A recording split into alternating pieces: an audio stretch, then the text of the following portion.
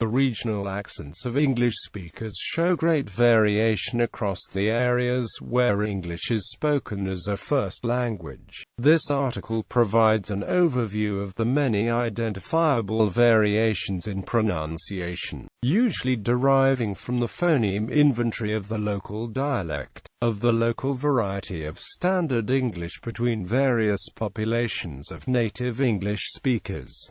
Local accents are part of local dialects. Any dialect of English has unique features in pronunciation, vocabulary, and grammar. The term accent describes only the first of these, namely, pronunciation.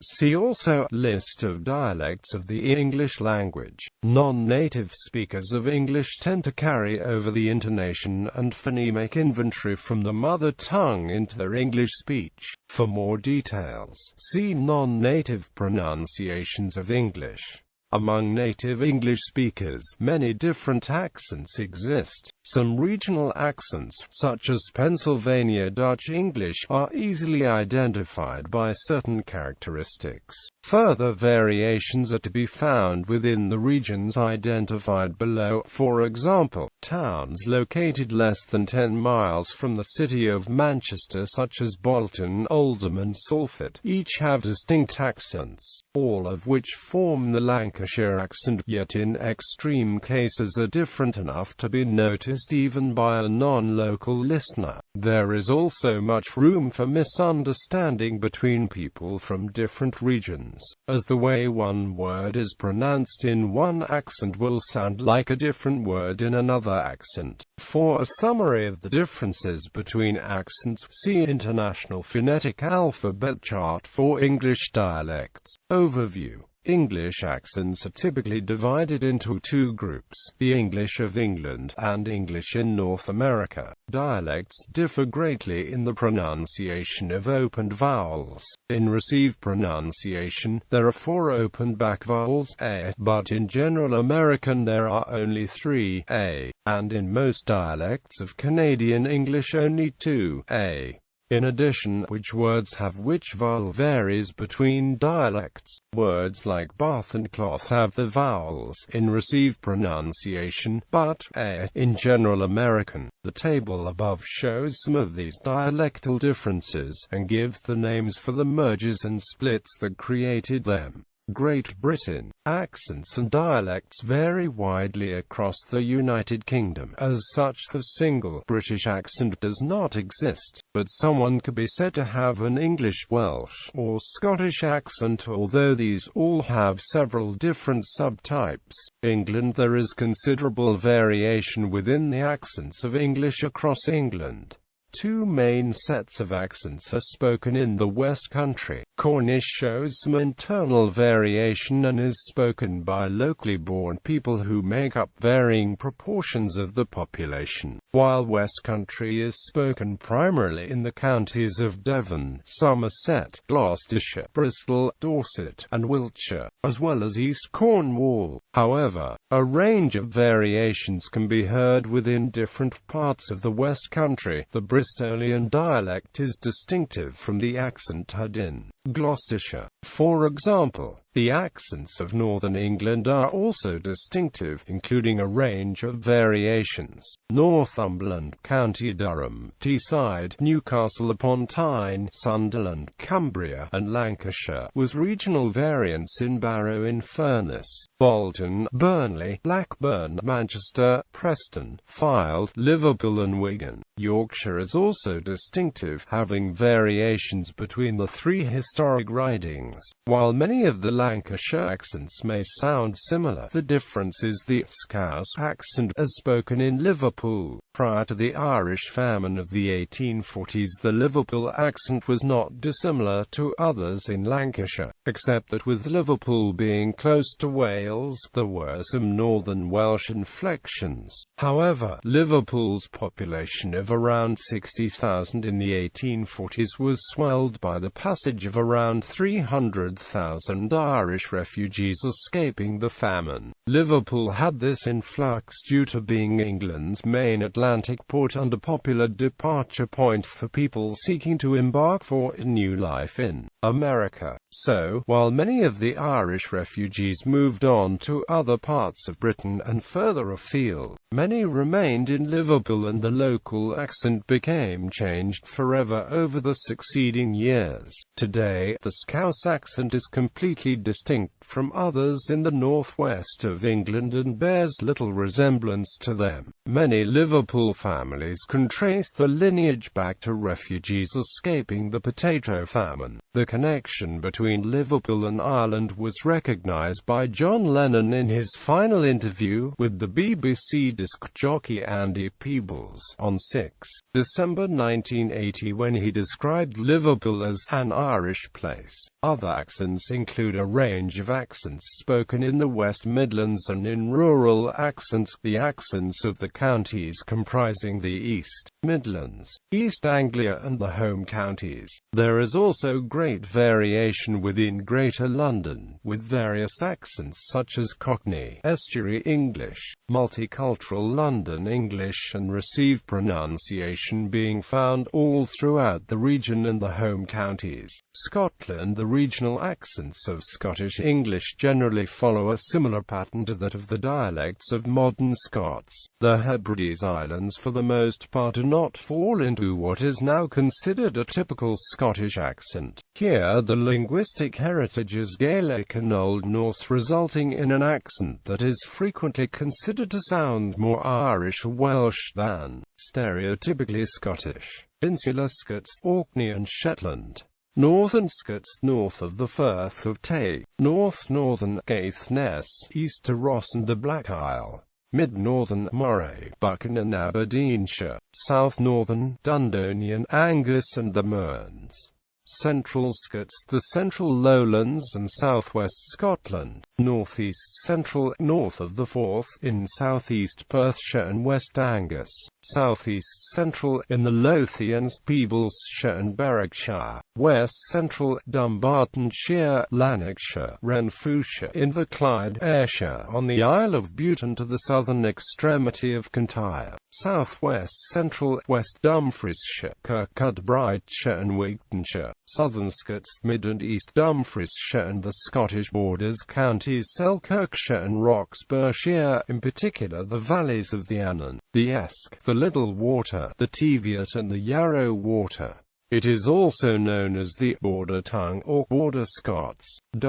A number of pronunciation features set most Scots apart from neighbouring English dialects. The Scots pronunciation of come contrasts within Northern English. The Scots realisation reaches as far south as the mouth of the North Esk in North Cumbria, crossing Cumbria and skirting the foot of the Cheviots before reaching the east coast at Bamborough, some 12 miles north of Alnwick. The Scots English cognate group can be found in a small portion of North Cumbria, with the southern limit stretching from Bewcastle to Longtown and Gretna. The Scots pronunciation of WHs becomes English south of Carlisle but remains in Northumberland, but Northumberland realises as often called the burr, which is not of Scots realisation. Thus the greater part of the valley of the Esk and the whole of Liddesdale can be considered to be Northern English dialects rather than Scots ones. For the 19th century onwards, influence from the south through education and increased mobility have caused Scots features to retreat northwards, so that for all practical purposes the political and linguistic boundaries may be considered to coincide. Wales. The accent of English in Wales is strongly influenced by the phonology of the Welsh language, which more than 20% of the population of Wales speak as the first to second language. The North Wales accent is distinct from South Wales, and North East Wales is influenced by Scouse and Cheshire accents. South Wales border accents are influenced by West Country accents. The Wenglish of the South Wales valleys shows a deep cross-fertilisation between the two. The Cardiff dialect and accent is also quite distinctive from that of the South Wales valleys, primarily rounding of the second element of e to hear per hour e pronounced, or in broader accents.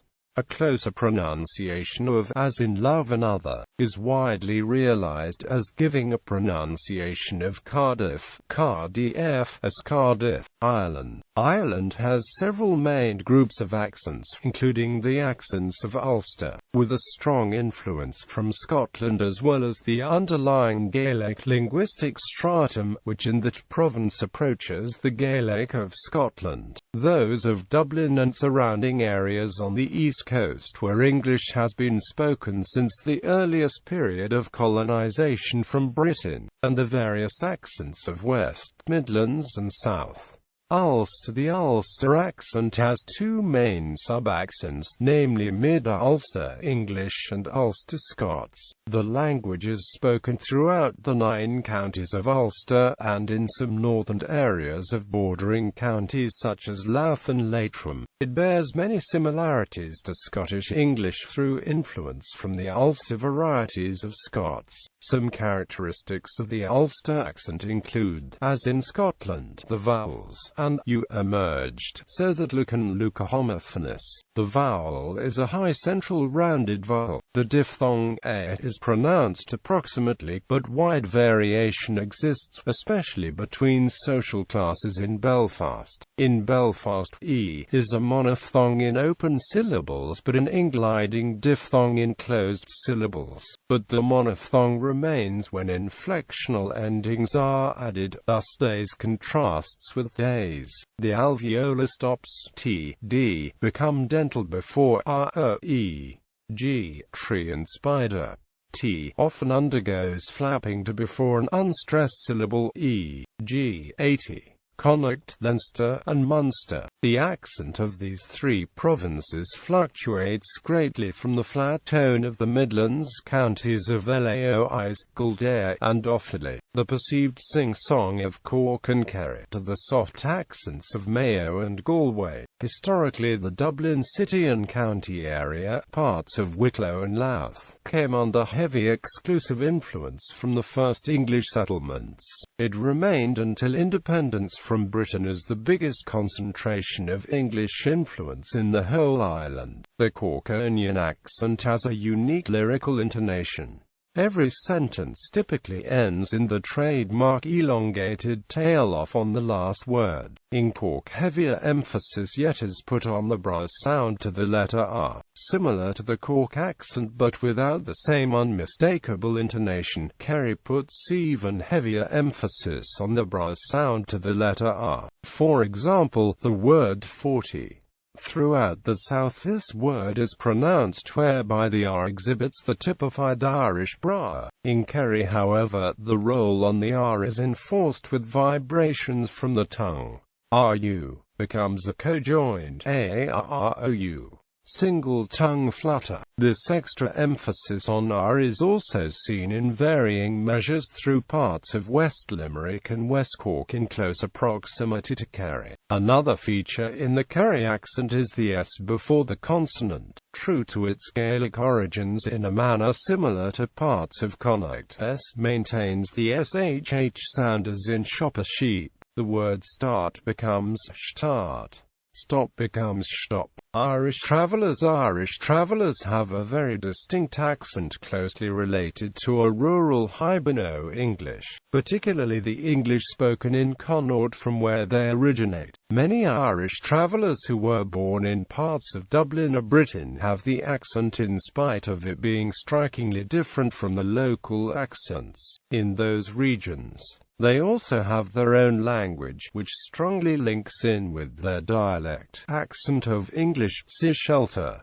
North America. North American English is a collective term for the dialects of the United States and Canada. It does not include the varieties of Caribbean English spoken in the West Indies. Rhoticity. Most North American English accents differ from received pronunciation and some other British dialects by being rhotic. The rhotic consonant R is pronounced before consonants and at the end of syllables, and the R-colored vowel vowel is used as a syllable nucleus. For example, while the words hard and singer would be pronounced N in received pronunciation, they would be pronounced N in general American.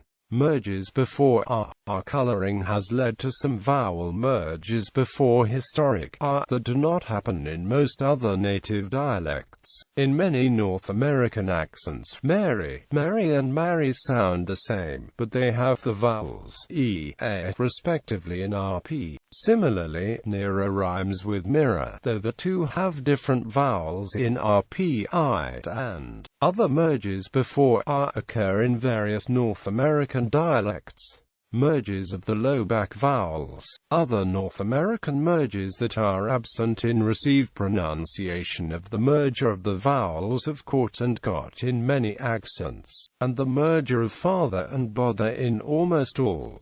Flat A. Most North American accents lack the so-called trap bath split found in southern England. Words like ask, answer, grass, bath, staff, dance are pronounced with the short A of trap, not with the broad A of father heard in southern England as well as in most of the southern hemisphere. Flapping of T and D. In North American English, T and D both become the alveolar flap after a stress syllable and between vowels as syllabic consonants, making the words latter and ladder homophones, either as or.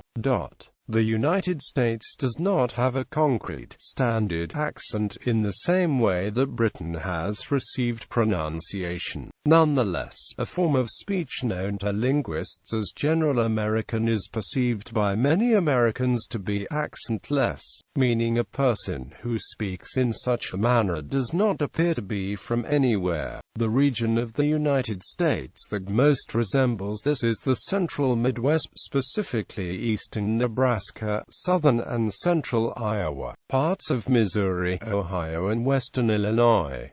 Canada. Three major dialect areas can be found in Canada: Western, Central Canada, the Maritimes, and Newfoundland. The phonology of West Central Canadian English, also called General Canadian, is broadly identical to that of the Western U.S., except for the following features. The diphthongs A and A are raised to approximately and before voiceless consonants. Thus, for example, the vowel sound of out is different from that of loud.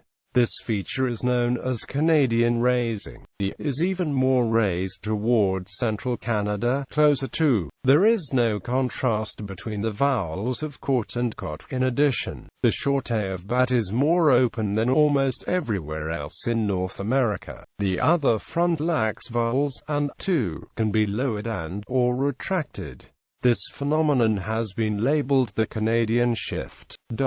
The pronunciation of certain words shows a British influence. For instance, Sean is N, bean is often by N, lieutenant is lieutenant, process can be process, etc. Words like drama, pajamas, pasta tend to have A rather than tilde. Words like sorrow, Florida, orange have A rather than A. Therefore, sorry rhymes with story rather than with starry. United States, West Indies and Bermuda for discussion. See Bahamian English, Bermudian English, Caribbean English, Jamaican English, Trinidadian English.